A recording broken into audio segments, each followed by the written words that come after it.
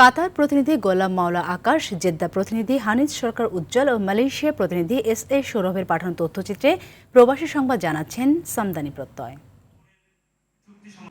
কাতারে নিযুক্ত বাংলাদেশের রাষ্ট্রদূত মোহাম্মদ নজরুল ইসলামকে বিদায় সংবর্ধনা দিয়েছে কাতার বৃহত্তর ঢাকা প্রবাসী কল্যাণ সমিতি। সংগঠনের ভারপ্রাপ্ত সভাপতি আবুল কাশেমের সভাপতিত্বে সোলেমান গনির সঞ্চালনায় রাজধানী দোহায় আয়োজিত অনুষ্ঠানে প্রধান অতিথি ছিলেন রাষ্ট্রদূত মোহাম্মদ নজরুল ইসলাম। বিশেষ অতিথি ছিলেন বাংলাদেশ দূতাবাসের ডিফেন্স উপদেষ্টা ব্রিগেডিয়ার এম খায়রুদ্দিন, শ্রম কাউন্সিলর মোহাম্মদ মাহুদুল কবির, দূতাবাসের উপপ্রধান ওয়ালিউর রহমান, রাজনৈতিক কাউন্সিলর মোবাশ্বেরা কাদের ও প্রথম সচিব নাসির উদ্দিন।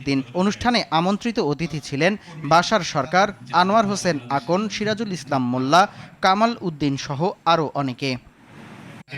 সৌদি বাংলাদেশ ইনভেস্টর অ্যাসোসিয়েশনের সদস্য সচিব আলাউদ্দিন ভুইয়াকে সংগঠনের পক্ষ থেকে সংবর্ধনা দেয়া হয়। জেদ্দার কিং আব্দুল আজিজ বিমানবন্দরে সংবর্ধনায় উপস্থিত ছিলেন সৌদি বাংলা রিপোর্টার্স অ্যাসোসিয়েশনের সভাপতি সোহেল রানা, সাধারণ সম্পাদক হানিজ সরকার উজ্জ্বল, আমিনুল ইসলাম, রাসেল ভুইয়া, দেলোয়ার হোসেন, বাবু মিয়া, আব্দুর রহিম, মোহাম্মদ আলী সহ আরও অনেকে।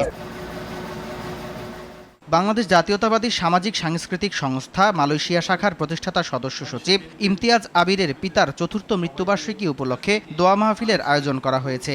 শেখ আসাদুজ্জামান মাসুমের সঞ্চালনায় প্রধান অতিথি ছিলেন জসিমউদ্দিন। বিশেষ অতিথি ছিলেন M A Kamal, K M সবুজ, এম এম মারুফ ইলাহি, গোলাম কিবরিয়া, শাহিন, মাজেদ সরকার, সাইফুল ইসলাম, মোহাম্মদ জাকারিয়া সহ আরও অনেকে। সামদানি প্রত্যয়, আর টিভি।